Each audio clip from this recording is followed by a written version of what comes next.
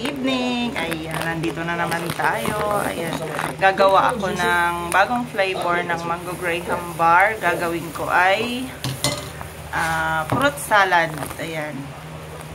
Pero ang gagawin ko i-slice ko muna yung aking fruits para para dumami siya. Ayan o. Slice muna natin siya. Times 2 ko lang para madami siya. Diba? Ayan. Para naman hindi sila manawa sa isang flavor lang. Dapat pa iba-iba. Sa ice candy ay nagustuhan rin nila ito.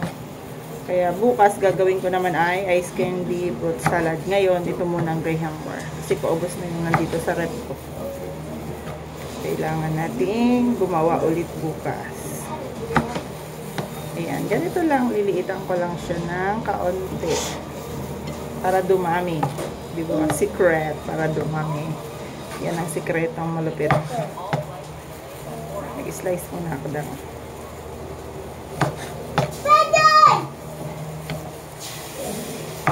Maganda kasi pa iba-iba yung flavor para hindi nananawa yung customer natin. Yan.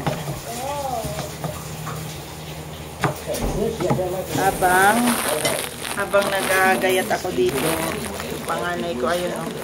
Kakakain lang namin ng siguro 9 PM. Ayan, gutom na naman siya. Nagluluto siya ng itlog. Diba? Gutom na.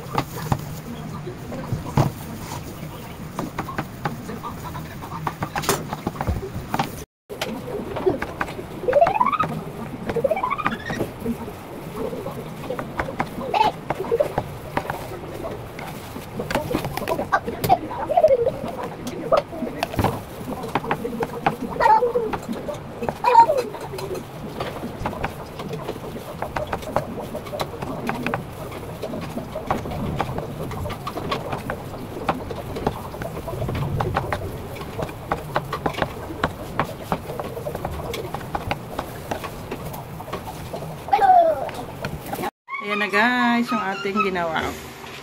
Ayan, isang mangkok. Ayan, lalagyan na natin yan. Wait lang. Sikasuhin ko lang yung ating gat. Siyempre, ang ating ingredients ay 2 creme densada. Ayan guys. 2 creme densada at saka graham crackers. Siyempre, ito na yung ating pang flavor. Diba? Fruit salad. Tara na, mag-upisa na tayo. Mag-mixer na tayo ng ating gatas.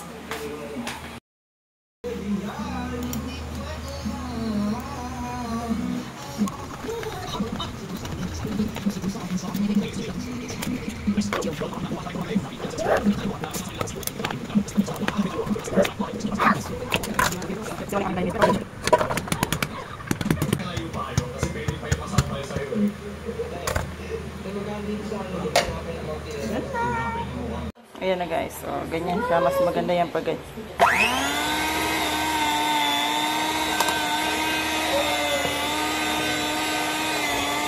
tapos so orasan nyo. So kasi ginagawa ko ay 10 minutes ko sa paikot mini-mixer. Mas maganda yung kalalabasan ng pag 10 minutes mo siya mixer.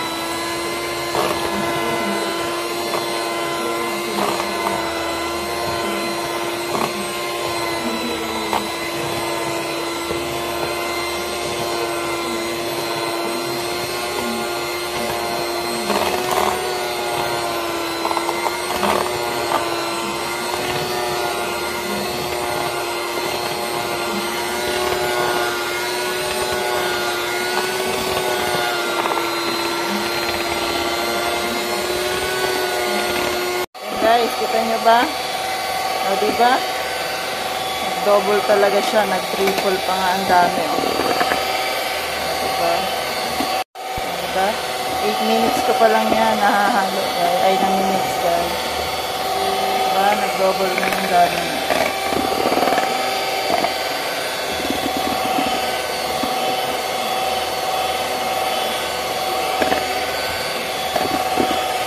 Ay, ito na guys. Oh, okay na, 'di ba? Sabi sa inyo mas maganda yung magdamag niyo siya sa ref, tapos bago niyo siya i-mixer, ilagay niyo sa freezer ng 2 to 3 minutes. Ay 2 to 3 hours bago niyo siya i-mixer. Ayun na yung ating mga gamit. Let's go. Bali, itatry ko naman na hindi ko nababasain yung graham crackers. Itatry ko ngayon. Yung direct na siya.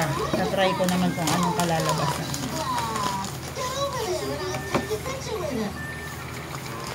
Tignan ko kung hindi siya mahirap tanggalin bukas. Kung ganun pa rin naman ang ano niya.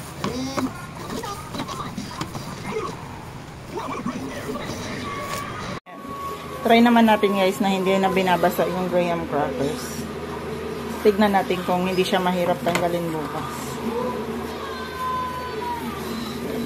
Pantay-pantay yan para pag i-slice mo siya hindi mahirap, hindi lamang yung iba. Pantay-pantay, walang lamangan, pantay-pantay dapat yan, ganyan lang. Tapos lagay na natin yung ating condensada.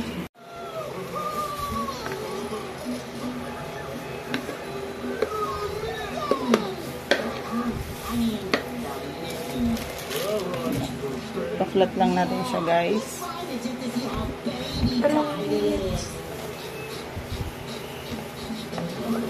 Bago natin ilagay yung ating flavor. Yan, ganun lang. Next natin, ilalagay na natin tong ating flavor. Ibubudbud lang natin siya dyan. Ay, natapon. Yan. Ang ginagawa ko guys, sa gitna ko nilalagay yung flavor. Yung iba kasi nakikita ko sa ibabaw lang. Tapos nilalagay na nila yung graham crackers na pampato. Mas gusto ko kasi yung ganito. Diba? Daming flavor. Ayan, ang dami. Sarap nito guys. Ang dami niyang toppings.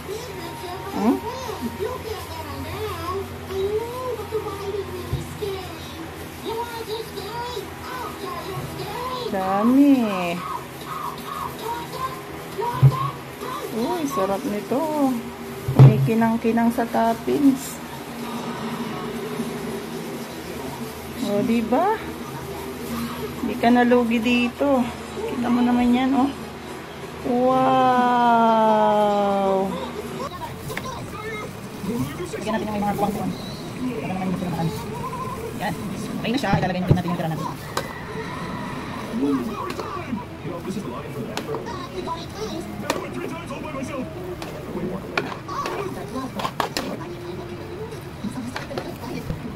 Wow, kapal. Subit.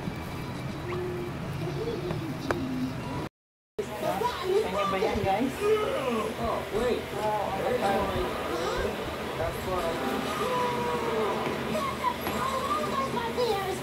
Subit. Walang lugi. Sa 22 pesos mo at 12 pesos mo, walang lugi. Ang dami ng toppings, tapos ang kapal ng ano. Wow. So, ayan guys, okay na siya.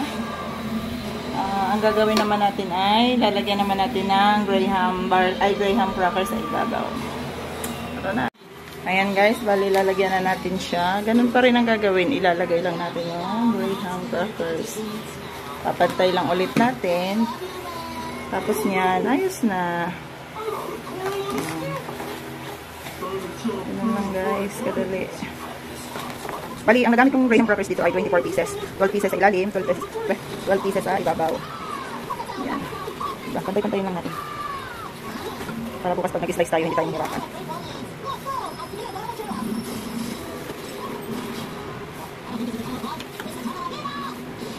Yan, last one. Okay.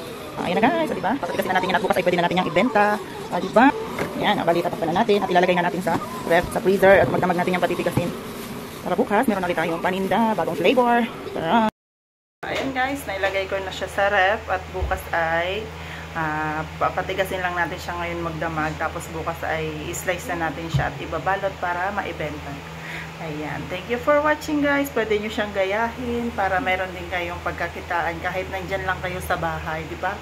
Kahit maliit na kita ay napakahalaga para sa ating mga nanay. Lalo na't may mga anak tayong maya't maya ang hingi para bumili sa tindahan ng kanilang gustong kainin. Ayan. Thank you for watching guys. Bye. Salamat sa support. Guys. Good morning, guys. Good morning. Mag-slice na ako ng aking ginawang graham bar kanina kagigising ko. Kasi dapat maaga para mamaya may bibili na niyan.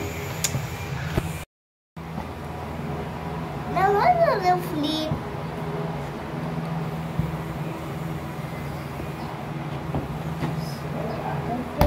Ito na yung ginawa natin kagabi. Magdamag siyang nasa freezer, kaya siguradong matigas na yan. Tapos yan.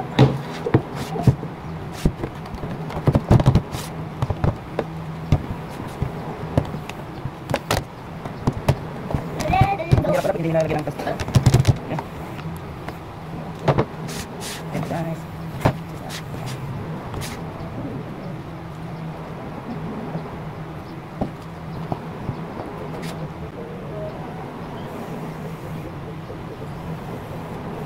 Bantay nisip yung sa pinang side. Hirap.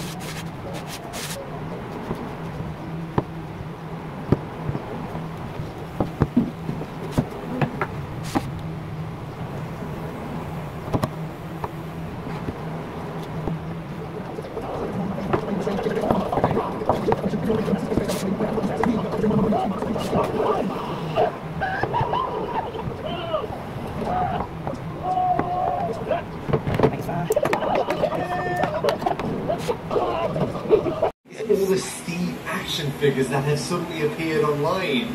Children absolutely love playing with fat old men. I should probably rephrase that. In fact, I like this action figure so much, I'm gonna go out and buy it.